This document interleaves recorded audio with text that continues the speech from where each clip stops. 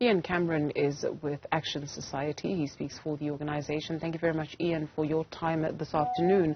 So the police minister says that for the first time since COVID-19 reached our shores back in 2020, the murder rate of the country has declined in a single quarter. Your overall interpretation of the crime statistics presented today? Yeah, I think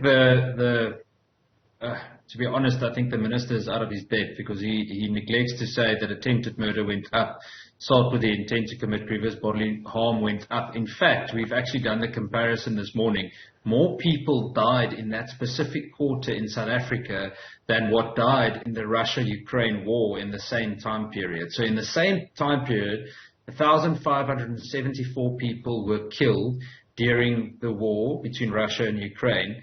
And here in South Africa, 6,228 people were killed. Just over the past 5 years, over 125,000 people have been killed in South Africa. So 2 or 3% in a quarterly comparison is a minuscule amount. We're still seeing an annual 75 people being killed per day in the country. That's about 3 per hour. Do we know how those statistics in Ukraine are put together? And do we know how the statistics in South Africa are put together?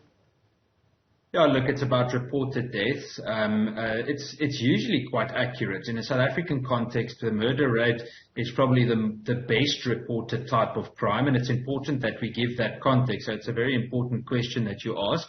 Unfortunately, sexual offences, for example, is something that's very, very difficult to really compare to something else because it's severely underreported, and very often the actual incident happens at the residence of either the perpetrator or the victim. Sexual offences, though, have increased quite drastically. What stood out to me today the most was the severe increase of violence against women and children, specifically children.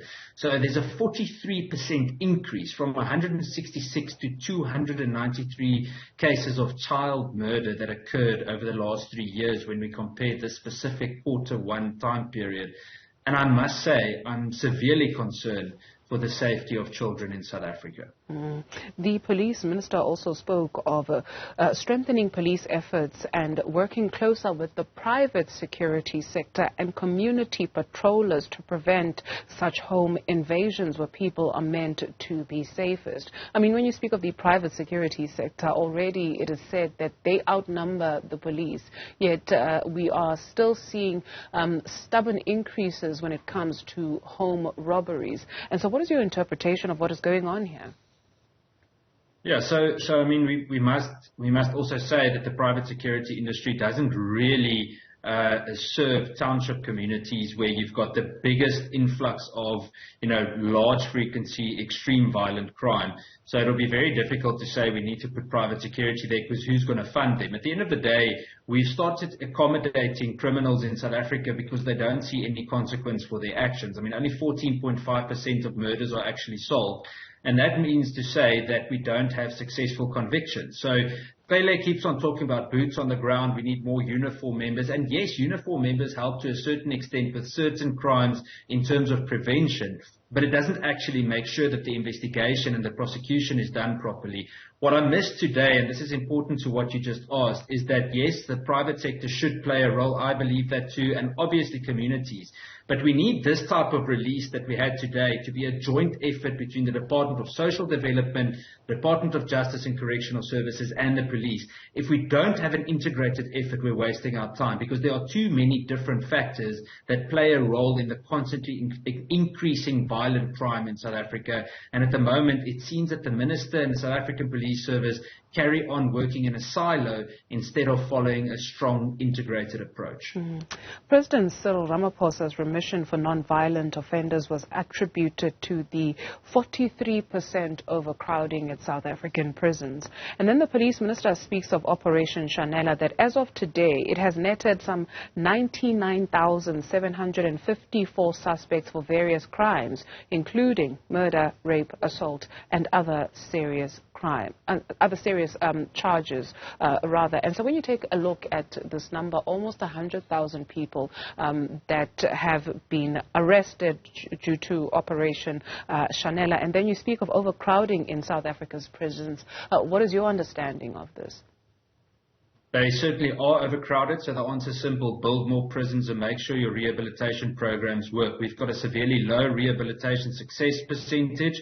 In fact, it's shown that the large majority of parolees, especially with regards to violent crime, don't rehabilitate properly and don't have opportunities once they leave the system. But that might be more of a social development and correctional service discussion.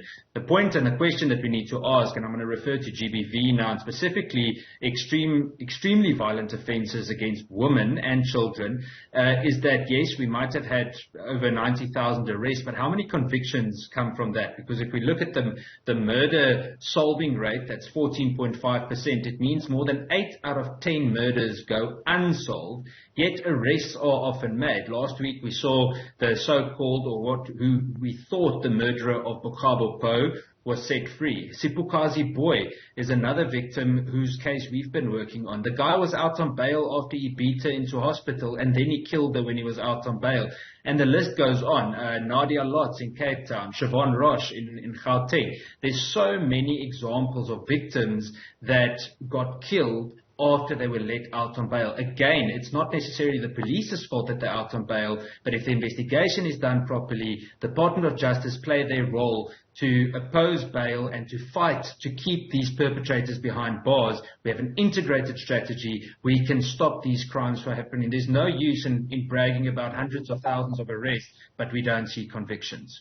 Ian, very quickly for us, the police minister spoke of some 31 police officers that were killed in 3 months. He also spoke about the wellness of the men and women in blue, and he said police must be taken care of physically and mentally, nothing about financially. And so would it go some way, rather, if the police were well remunerated, or if they felt that they were well taken care of when it comes to remuneration, in giving whatever boost to the men and women in blue to actually go out there and put their lives on the line as well? Absolutely. Their payment structure needs to be looked at. Their resource structure needs to be looked at. And I don't really understand why the minister makes this comment, because he himself, when he was the National Commissioner of Police, he passed so many members from police colleges that failed even their remedial exams just to have enough members for the Soccer World Cup at that stage. They didn't go through the right psychometric test and assessment either. And we're seeing the same kind of issues sticking out its head at training institutions of the South African Police Service now. So I don't know if it's lip service or if he's had a change of spirit, but he himself was the one that made ranks cheap and that allowed people to come in without the relevant experience. And then I'm not even talking about political appointments that have been made by the minister. Thank you very much, Ian Cameron. He speaks for Action Society. Let's take